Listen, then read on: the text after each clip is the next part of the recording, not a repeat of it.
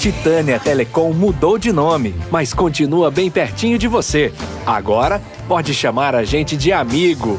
Acesse sejaamigo.com.br e conheça os planos. Amigo, viva conexões reais.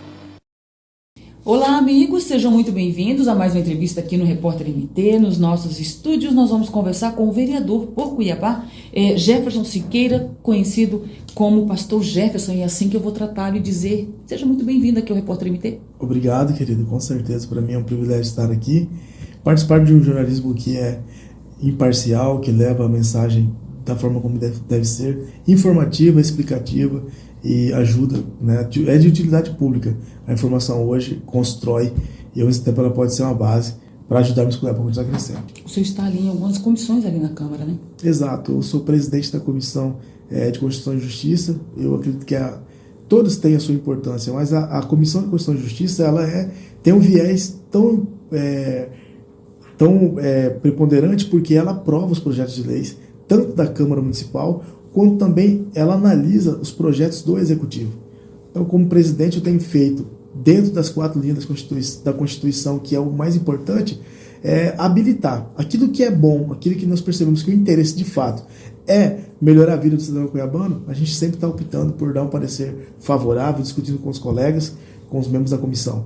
E é uma escola também para mim, não tenho dúvida que cada parecer que nós decidimos ali, a gente precisa pensar sempre com os pés no chão que o cidadão cuiabano deve ser a prioridade. E também faço parte da Comissão da Educação, sou membro titular, e a gente entende que a transformação ela precisa acontecer não mediante a fatos ocasionais. Ela precisa ser uma educação preventiva. E nós temos um desafio muito grande. Hoje a gente muitas vezes vê até mesmo o governo federal aprovar medidas porque aconteceu algo. Vamos dar exemplo lá, o que aconteceu lá em Blumenau, por exemplo. São coisas que a gente precisava ter uma política de segurança para antecipar, para preparar. Mas nós estamos acostumados a fazer projetos para aquilo que ocorreu. Já aconteceu. E não para aquilo que possa acontecer. Não preventivos, né? Exatamente. É verdade. O senhor acredita que, estando nessa comissão ali de educação, o senhor consegue colaborar com isso para que essas ações preventivas possam ser efetivas, principalmente dentro ali do âmbito escolar? Claro, na verdade o nosso papel, a comissão é presidida pelo vereador Mário Nadaf, temos a Michele também como relatora da comissão, eu sou membro, mas o importante que a gente tem sempre colocado ali é que a gente precisa discutir aquilo que hoje está acessível, que é garantido pela Constituição e que muitas das vezes são feitas vistas grossas e o pequeno ou a pequena cuiabana não recebe. Então nós precisamos dar a oportunidade para essas crianças, no mínimo, terem o básico para que elas possam, a partir dali, se transformarem em cidadãos que vão, de fato, influenciar outros, né, nessa geração. Então eu penso que toda e qualquer medida que nós, ali da comissão, tratarmos, deve ter o cunho de ajudar essas crianças, a educação dessas crianças e facilitar. Uma vez que a gente também tem que envolver o profissional da educação, os servidores da educação. É importante, se a gente quer um professor dando aula com alegria, tendo disposição, vocacionado para aquilo, ele precisa, no mínimo, também ter condições básicas para ministrar uma aula em sala de aula. Sem dúvida. Então, às vezes a gente se depara com algumas situações que falta o básico. E não se pode cobrar de profissional aquilo que ele não pode dar. Então, eu acho muito constrangedor um professor ter que fazer rifa para poder comprar algum tipo de material para sala de aula. Você acha que é uma injustiça com o profissional, né? E para a imagem da gestão também fica um pouco danificado. Por falar em imagem da gestão, vereador, o senhor está presidindo aí a CPI dos consignados, tem o senhor como presidente, mas aí tem ainda Marcos Brito e o Rogério, como relator, vereador Marcos Brito, e o Rogério Varanda, né, como Exato. membro, todos da base aliada ali do prefeito Emanuel. E o que se comenta é que, por conta disso, essa CPI meio que já nasceu morta, justamente por causa por vocês fazerem parte ali da base do prefeito. O senhor acredita que essa situação de vocês pertencerem à base não prejudica as investigações? Olha, eu sempre uso como defesa as votações que eu fiz em todas as 11 comissões processantes que foram propostas na Câmara Municipal de Cuiabá. Das 11 comissões foram propostas para abrir uma comissão processante de inquérito parlamentar Em relação ao executivo, eu votei 8 a favor para que se abrisse. Então, meu posicionamento é independente. O senhor hoje se considera independente ali? Sim, faço parte hoje da sustentação do prefeito Emanuel Pinheiro, mas eu sempre disse a ele, prefeito, eu vou votar com aquilo que eu entendo que é legal, que é bom e que de fato vai ajudar Cuiabá. Então eu tenho essa liberdade. Eu não tive o apoio do prefeito Emanuel Pinheiro na minha eleição. Eu vim um sonho de um grupo periférico que sabia onde queria chegar e chegamos ao parlamento. Então, em respeito a esse grupo, eu sempre tomo as minhas decisões pensando naquilo que é melhor. Agora, por sermos hoje base de sustentação do prefeito Emanuel Pinheiro na Câmara Municipal, não quer dizer que nós somos coniventes com possíveis erros ou irregularidades. Tanto é que, ao perceber a servidora Rosália falando na Câmara sobre, fazendo denúncia aí com documentos, eu fui o primeiro a propor a CPI. Que nós pudéssemos, então. A vereadora Michele Alencar disse que ela foi a primeira vereadora, ela falou aqui em entrevista, não sei se você acompanhou pelo Repórter MT, que ela foi a primeira, justamente com base nas denúncias ali da professora aposentada Rosália, né? Uhum. Isso está no nosso site, você que acompanha sabe disso, está aí disponível a entrevista da vereadora Michele. Ela disse que o senhor estava passando por ali e aí ouviu que ela abriria essa CPI e acabou passando na frente, fazendo esse pedido, protocolando esse pedido antes, né? E por isso se comenta que essa seria, vereadora, e aí o senhor explica isso pra gente, uma estratégia justamente para levar a base do prefeito ali a estar no comando dessa CPI e, de certa forma, amenizar ali a situação para a atual administração do prefeito Emanuel. Olha, falar sobre a vereadora Michele Alencar, para mim, é um privilégio, um excelente parlamentar, tem sua propositura, tem sua postura como vereadora, sempre nos relacionamos bem, embora aconteceu esse episódio ali na Câmara Municipal. Ele é real? Não, ele aconteceu da forma como ela colocou para nós? Por exemplo, eu posso falar daquilo que está sob meu domínio. Quando eu ouvi a servidora fazer aquela denúncia, eu não procurei a base para falar primeiro. Eu procurei o sargento Joelson e o Demilson Nogueira. E nós conversamos sobre isso. E a Michele estava presente. Certo. Estava ali próximo ouvindo. E eu falei, isso aqui dá uma CPI. Essa denúncia é muito séria. Se constatar, isso aqui é um crime federal, né? Apropriação indébita. Ok. Quando eu conversei com o vereador Marcos Brito, aí eu propus para ele, vamos abrir essa CPI. Automaticamente procurei o líder do governo e falei para ele, olha, eu quero abrir essa CPI. A vereadora Michele, ela também se moveu com a estratégia também de abrir a CPI.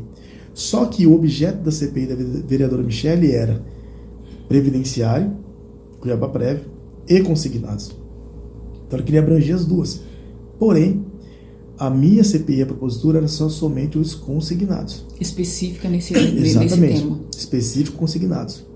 E ela começou a colher assinaturas da dela e eu comecei a colher a assinatura da minha. Tanto é que eu coloquei a minha propositura à disposição no dia 27. Uhum. Ela colocou a propositura dela depois do dia 27. Então uma coisa é eu falar, outra coisa é eu estar dentro daquilo que é regimental. O que é regimental? É você ter protocolo na mão, é você fazer o passo a passo, é você convencer os colegas de que isso realmente é importante. E o que eu quero frisar aqui, que os primeiros a assinarem a CPI que eu propus foram da oposição. E eu sempre faço questão de agradecê-los, que foi o sargento Joelson, o vereador sargento Joelson, e o vereador Dilimar Alencar.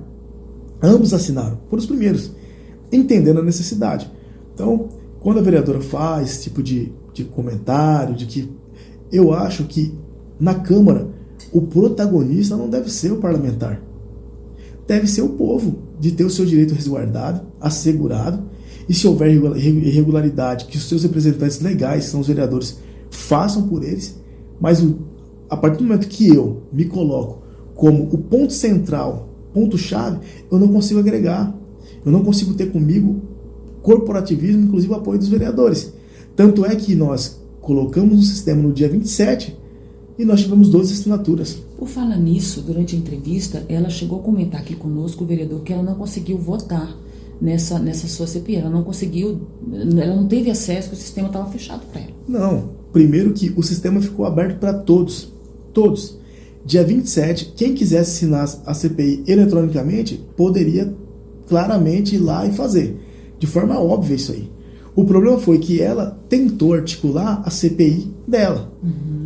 E eu continuei fazendo o meu trabalho, que era colher as assinaturas. No dia 28 ou 29, se não me engano, eu já tinha praticamente as 2 assinaturas. Ela estava com 5 assinaturas. E ela não conseguiu. Tanto é que depois, quando ela não conseguiu, ela veio falar comigo sobre a gente fazer uma parceria. Que eu assinasse a CPI dela, que ela iria assinar minha CPI. Tudo bem, sem problema. Eu ficaria com os consignados, ela ficaria com a Cuiabá Prev, a Previdenciário. Ok. No dia que ela realmente propôs a CPI de forma correta, regimental, através dos documentos, eu assinei no mesmo dia, pela manhã, em sessão. Quando eu fui checar a assinatura da minha, ela não tinha assinado. Ponto. Se ela está dizendo que houve um problema no sistema, eu não respondo pelo sistema. Eu não respondo pela gestão de tecnologia de informação. Eu não respondo pela parte do apoio legislativo. Eu respondo quanto vereador e quanto propositor da CPI. Quando eu vi que ela não assinou a minha CPI, e eu já havia assinado a CPI dela, o que eu fiz? Eu falei, então, peraí, eu vou dar ênfase total à CPI que eu sou presidente. Automaticamente, nós teríamos que constituir essa comissão, né, instaurar a CPI, dar uma celeridade, porque hoje o que há para nós são denúncias de servidores que até perderam seus imóveis. Isso é muito grave. Muito grave. Então eu não queria concorrer com 2 CPIs para a gente ter que... Não, vamos focar nisso aqui, porque eu entendi que é a prioridade. Retirei a minha assinatura da CPI da Vila do Michele, não por uma questão de revanchismo, mas por priorizar aquilo que estava sobre minha responsabilidade. E aí quando você fala que é uma chapa que tem vereadores da base do prefeito Manuel Pinheiro, nós combinamos entre nós, tanto o vereador Marcos Brito Júnior, que é relator, e o Rogério Barano, que é membro, que nós não temos que fazer algo, sermos subvenientes ao prefeito. Nós temos que fazer aquilo que deve ser realmente executado, que é fazer justiça. Para isso, a gente já preparou o nosso organograma e já vamos convidar secretários. Criamos um grupo, um núcleo jurídico paralelo. Por quê? Para receber todas as denúncias fundamentadas desde de espelho de prestação financeira, olerites, boletos, mensagens de cobranças, tudo. Para a gente detalhar isso e enriquecer a nossa decisão fundamentada não em uma narrativa, mas de fato em documentos, que é o mais importante. E aí nós começamos então a receber esses documentos. Agora nós notificamos bancos, notificamos associações, federações, sindicatos e também o secretariado do Poder Executivo. Já no próximo dia 7, que é na quarta-feira que vem, nós iremos iniciar as oitivas e a convocação. E aí nós vamos fazer o possível para nós darmos voz, principalmente àqueles que se sentiram lesados, que são as vítimas, as possíveis vítimas do processo que ocorreu aí em relação aos consignados. Dentro desse prazo de 120 dias. Então, o prazo de 120 dias, isso não quer dizer que nós vamos usar os 120 dias. Pode ser antes. Pode ser antes, até porque o processo exige celeridade. Nós recebemos constantemente denúncias de pessoas que querem, no mínimo, receber ou reaver valores que foram descontados 2 vezes. O problema maior é o seguinte: a prefeitura fez um desconto no valor X. Não houve repasse para o banco consignado, que fez o consignado. O banco entendeu que ele também poderia descontar a mesma parcela outra vez. Quem foi lesado? Foi o contribuinte e o servidor público. Então, naquele mês, a gente tem um relato de uma funcionária que descontou R$ 2.410 e depois R$ 2.410, ela ficou R$ 517 de salário. Ela disse, eu passei fome. Então, isso é muito grave. Nós precisamos, o mais rápido possível, resolver. Pensamos até em suspender os descontos consignados para que dê aí a oportunidade do contribuinte e servidor público reorganizar sua vida financeira e não ficar nesse caos que, infelizmente, alguns estão narrando e nos mandando documentação para análise. Dessa forma, o senhor assegura, então, a população aqui de Cuiabá, que essa CPI não nasceu morta? De forma nenhuma, até porque o assunto é muito vivo. Ainda hoje continuamos recebendo denúncias, são prints, são documentos, downloads, PDF, de cobranças que são indevidas.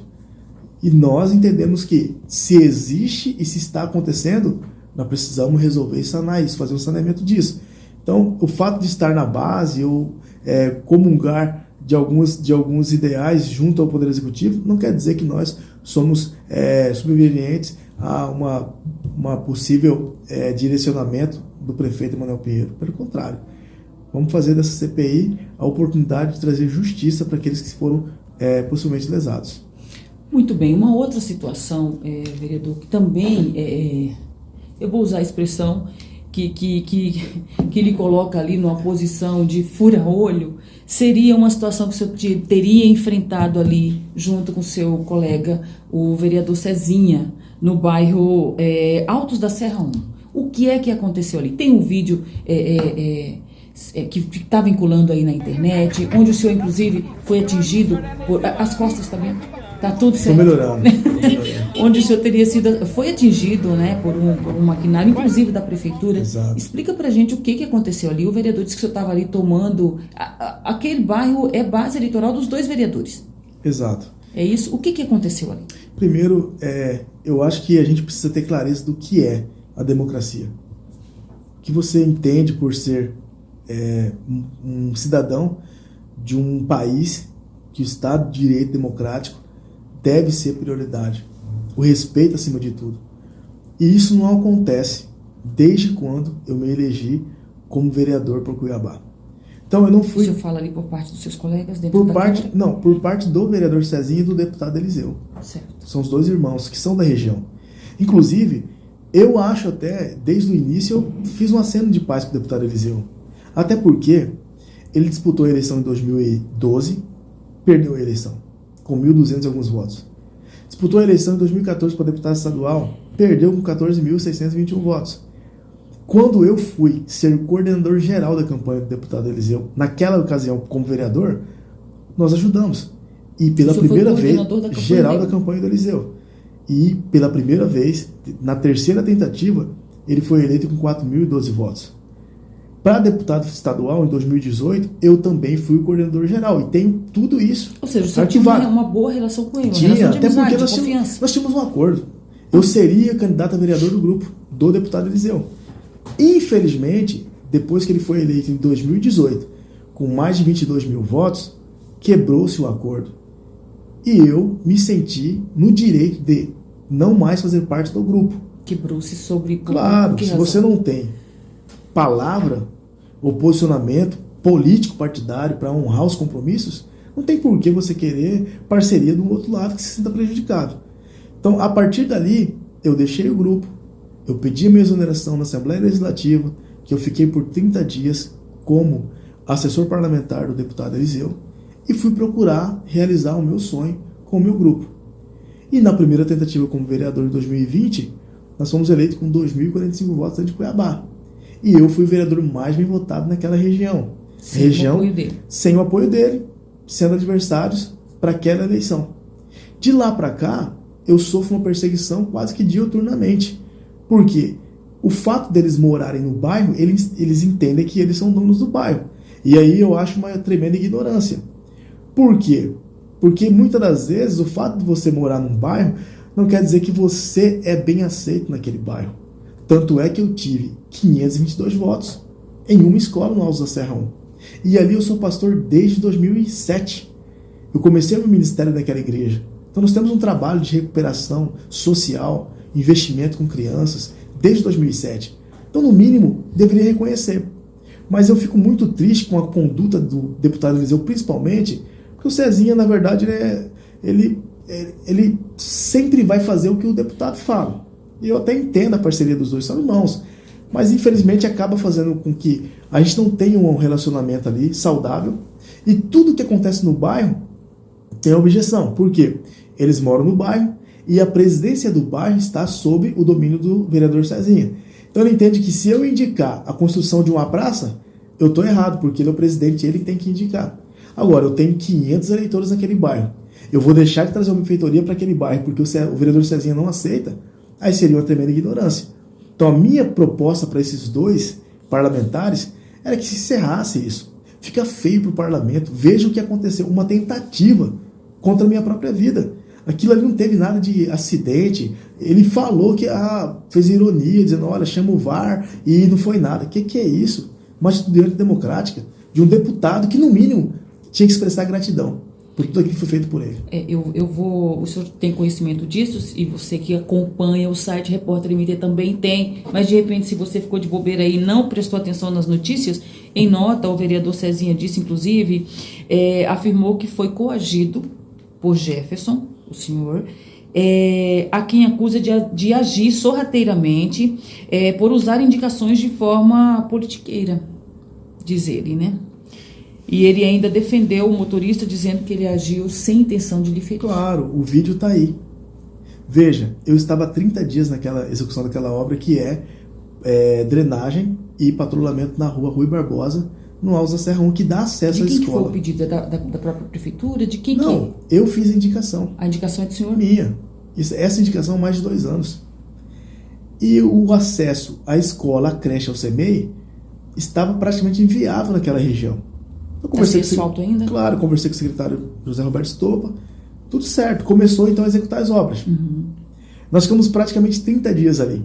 Na reta final, para entregar essa obra, aí o vereador Cezinha se sente no direito de ir lá fazer vídeo, dizendo que ele que indicou e tal. É assim, até uma atitude muito feia de um parlamentar. Porque, para ser sincero, isso não agrega em nada a nossa imagem. Pelo contrário, diminui. Então, eu não tenho esse hábito de ir nas indicações tanto dele quanto do deputado Eliseu, que assim, o deputado Eliseu faz milagres. Ele é o único deputado estadual que não coloca R$1 em Cuiabá e inaugura todas as obras de Cuiabá. Isso eu acho assim engraçado. Pegue umas emendas desse deputado, vê se tem emenda destinada para Cuiabá. Não tem. Ele destinou a emenda para som automotivo em Juína. Ele fez tanta pataquada aí e, na verdade, pega carona nas obras da prefeitura porque seu irmão está ali. Então ele usa do pretexto do Cezinha ser da base para ele se apropriar das indicações das obras do Executivo. Ontem ele estava com o Mauro Mendes. Amanhã ele já está puxando o saco do Manuel Pinheiro por causa de uma obra local. Haja vista aí a ponte da Rua dos Penitentes, que interliga o bairro Planalto ao bairro Altos da Serra 2. Indicação minha, tem vídeo registrado do prefeito falando sobre isso. Hoje ele está com a assessoria em cima daquela ponte que ele que fez. Então, assim, na verdade, nós, vereadores, não fazemos nada. Nosso papel é fiscalizar o que o Executivo está fazendo. Só que eles têm, infelizmente, essa conduta de dizer que são os pais das obras de Cuiabá e acabam criando esse tipo de comportamento, inclusive dizendo que, solidarizando com o motorista, o maquinista daquela máquina. Ora, eu fui falar, não teve coação nenhuma, ninguém coagiu ninguém. Eu pedi para que o grupo não fizesse nada. E eu fui falar com o próprio maquinista. Perguntei para ele com essa seguinte frase: chefe, o que aconteceu? Ele sorrindo para mim e disse: estou fazendo o meu trabalho.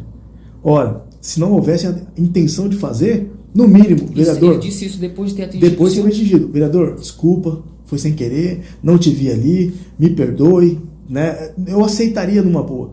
Mas quando a pessoa olha e de uma forma cheia de uma expressão de risada, sabe, e diz para mim que está fazendo o seu trabalho, aí não. Aí eu precisei tomar as medidas cabíveis, que foi boletim de ocorrência, exame de corpo de delito, e a gente vai dar sequência aí para que a justiça seja feita.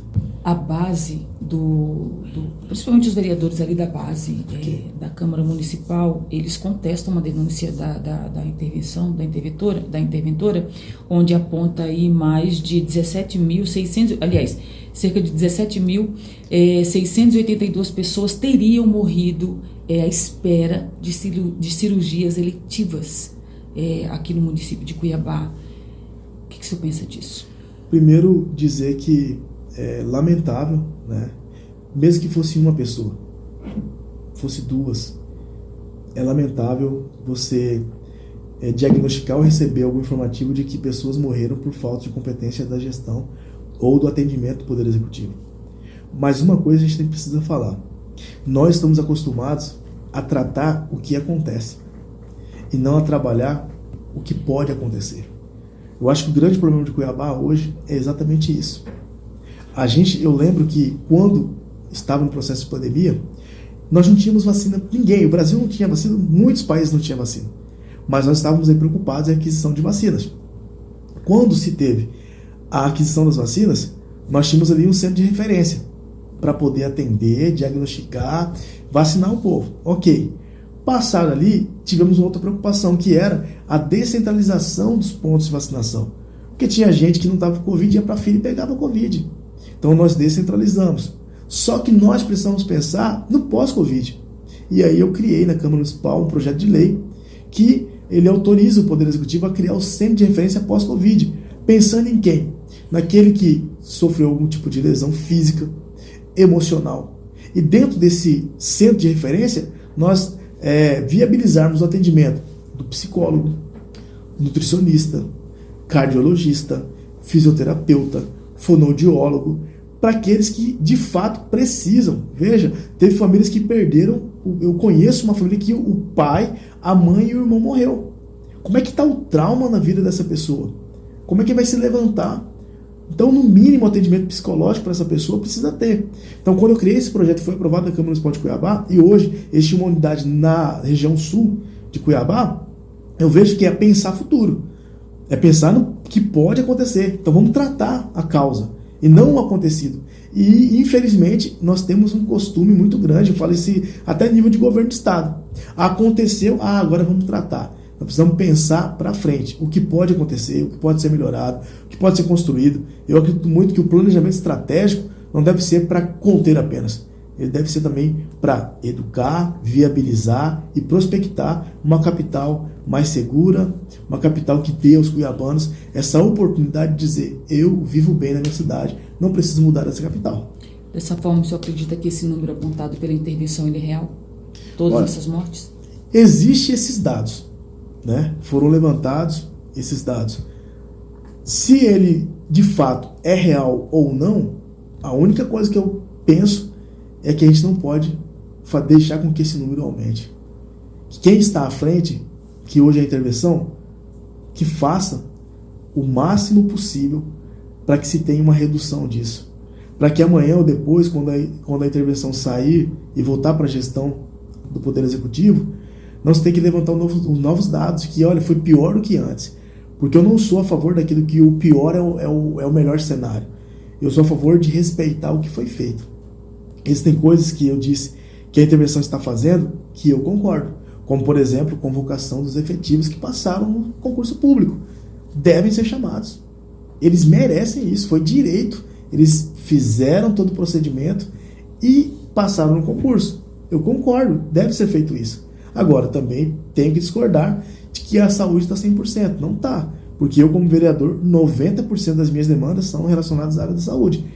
Principalmente coisas que são, para a gestão, deveriam ser coisas pequenas, mas que elas são rotineiras, tão rotineiras, que acabam se transformando em grandes volumes que nós não conseguimos atender. E esse é um problema muito grave, que eu vejo hoje que precisa ser corrigido imediatamente. Muito bem, vereadora. A gente já chegou aqui ao final aqui da nossa entrevista e eu quero agradecer muito, viu, a sua participação aqui conosco. Desejar boa sorte nos seus trabalhos ali na frente, que a CPI realmente consiga cumprir com o seu papel e, enfim, que a justiça para essas pessoas ela venha de alguma forma. Muito obrigada. Eu que agradeço, me coloco à disposição, parabenizar pela entrevista, acho muito produtivo quando as perguntas estão para esclarecer, né, e dar a oportunidade de quem está do outro lado ouvir, analisar e fazer o melhor juízo de valor. Muito obrigado. E a Câmara Municipal está de portas abertas e é a casa do povo do cidadão cuiabano. É a casa do povo do cidadão cuiabano, viu? Minha gente, quero com muito carinho agradecer a sua companhia conosco em mais essa entrevista. Antes de eu ir embora, 2 recadinhos. O primeiro é para que você se inscreva aqui no nosso canal. Vem aqui, tem um sininho, aciona ele, se inscreva, viu? Ok. Pessoal, se inscreva aí. E você se inscreva no nosso canal para ser alertado, né? Ser avisado cada vez que a gente tiver um novo assunto aqui. Continue também no nosso site para permanecer sempre muito bem informado. Aqui você já sabe, a qualquer momento a gente volta com um novo assunto. Portanto, meus amigos, até qualquer hora. Titânia Telecom mudou de nome, mas continua bem pertinho de você. Agora, pode chamar a gente de amigo. Acesse sejaamigo.com.br e conheça os planos. Amigo, viva conexões reais.